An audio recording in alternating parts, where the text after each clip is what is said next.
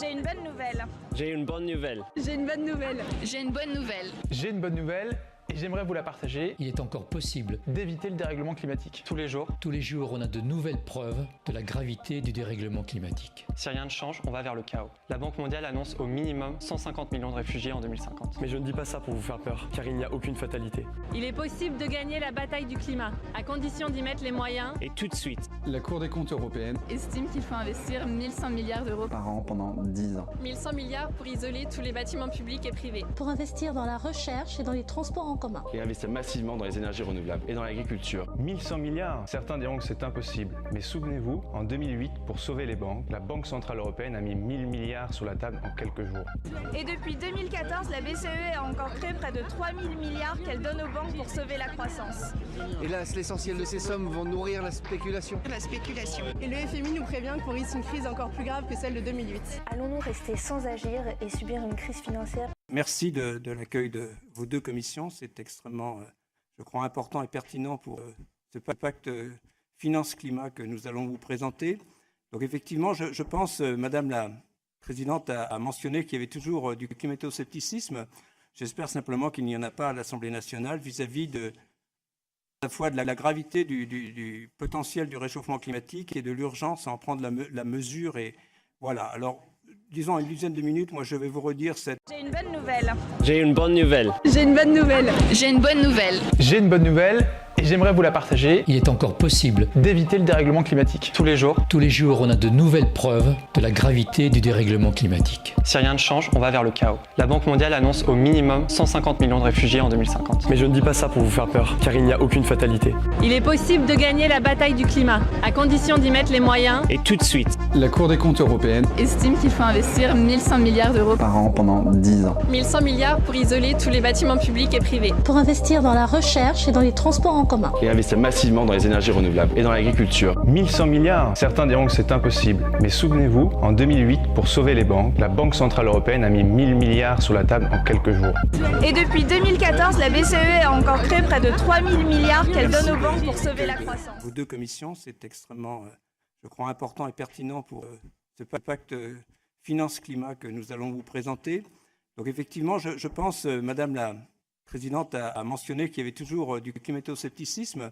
J'espère simplement qu'il n'y en a pas à l'Assemblée nationale vis-à-vis à la fois de la gravité du potentiel du réchauffement climatique et de l'urgence à en prendre la mesure. Et voilà, alors disons en une dizaine de minutes, moi je vais vous redire cette réalité du réchauffement climatique, l'urgence qu'il y a à le traiter. Donc voilà, disons que le réchauffement climatique se traduit dans l'atmosphère avec les années récentes étant vraiment les années les plus chaudes depuis 150 ans, avec cette spécificité que 2016 a été l'année la plus chaude, c'est une année El Niño, donc ça c'est un phénomène naturel, mais disons que ce qui est important de retenir, c'est vraiment ce réchauffement dans l'atmosphère. Alors, ce n'est pas une surprise, ce réchauffement dans l'atmosphère, d'une certaine façon, puisque... Hélas, l'essentiel de ces sommes vont nourrir la spéculation.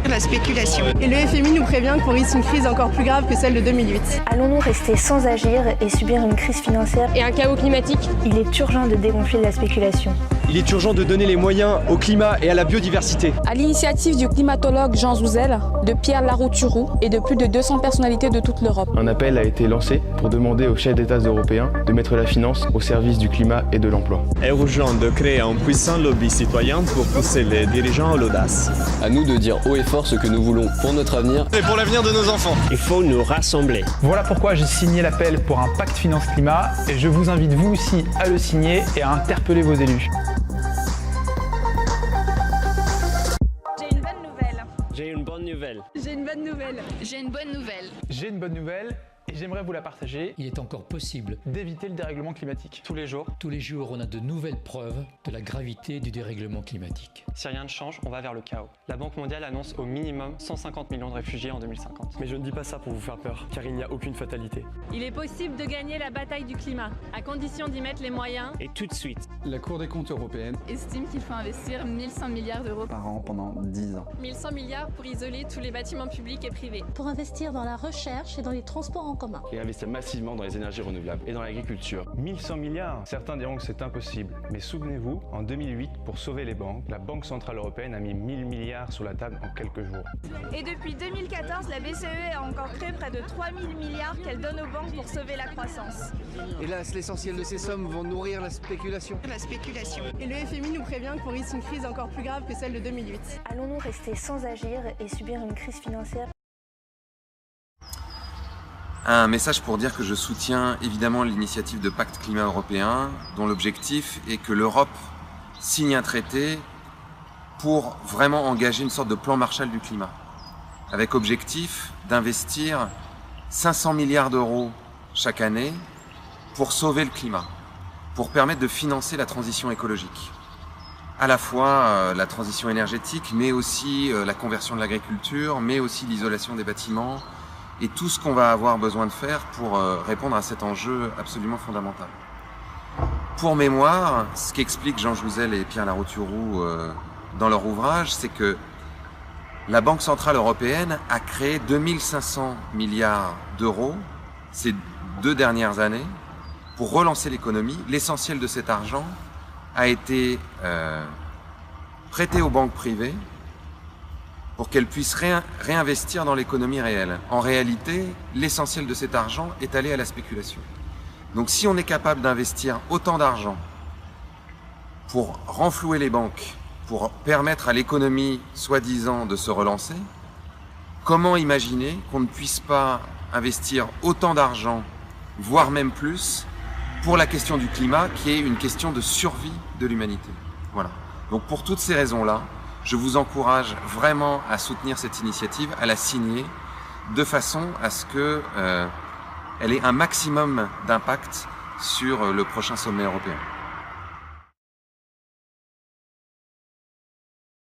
Merci de l'accueil de vos 2 commissions. C'est extrêmement, je crois, important et pertinent pour ce pacte finance-climat que nous allons vous présenter. Donc effectivement, je pense, Madame la Présidente a mentionné qu'il y avait toujours du climato-scepticisme. J'espère simplement qu'il n'y en a pas à l'Assemblée nationale vis-à-vis à la fois de la gravité du potentiel du réchauffement climatique et de l'urgence à en prendre la mesure. Et voilà. Alors, disons une dizaine de minutes, moi je vais vous redire cette réalité du réchauffement climatique, l'urgence qu'il y a à le traiter. Donc voilà, disons que le réchauffement climatique se traduit dans l'atmosphère avec les années récentes étant vraiment les années les plus chaudes depuis 150 ans, avec cette spécificité que 2016 a été l'année la plus chaude, c'est une année El Niño, donc ça c'est un phénomène naturel, mais disons que ce qui est important de retenir, c'est vraiment ce réchauffement dans l'atmosphère. Alors, ce n'est pas une surprise, ce réchauffement dans l'atmosphère, d'une certaine façon, puisque Hélas, l'essentiel de ces sommes vont nourrir la spéculation. Et le FMI nous prévient qu'on risque une crise encore plus grave que celle de 2008. Allons-nous rester sans agir et subir une crise financière Et un chaos climatique ? Il est urgent de dégonfler la spéculation. Il est urgent de donner les moyens au climat et à la biodiversité. À l'initiative du climatologue Jean Jouzel, de Pierre Larouturou et de plus de 200 personnalités de toute l'Europe. Un appel a été lancé pour demander aux chefs d'État européens de mettre la finance au service du climat et de l'emploi. Est urgent de créer un puissant lobby citoyen pour pousser les dirigeants à l'audace. À nous de dire haut et fort ce que nous voulons pour notre avenir et pour l'avenir de nos enfants. Il faut nous rassembler. Voilà pourquoi j'ai signé l'appel pour un pacte finance-climat et je vous invite vous aussi à le signer et à interpeller vos élus. Et depuis 2014, la BCE a encore créé près de 3000 milliards qu'elle donne aux banques pour sauver la croissance. Hélas, l'essentiel de ces sommes vont nourrir la spéculation. Et le FMI nous prévient qu'on risque une crise encore plus grave que celle de 2008. Allons-nous rester sans agir et subir une crise financière Et un chaos climatique ? Il est urgent de dégonfler la spéculation. Il est urgent de donner les moyens au climat et à la biodiversité. À l'initiative du climatologue Jean Jouzel, de Pierre Larouturou et de plus de 200 personnalités de toute l'Europe. Un appel a été lancé pour demander aux chefs d'État européens de mettre la finance au service du climat et de l'emploi. Est urgent de créer un puissant lobby citoyen pour pousser les dirigeants à l'audace. À nous de dire haut et fort ce que nous voulons pour notre avenir et pour l'avenir de nos enfants. Il faut nous rassembler. Voilà pourquoi j'ai signé l'appel pour un pacte finance-climat et je vous invite vous aussi à le signer et à interpeller vos élus.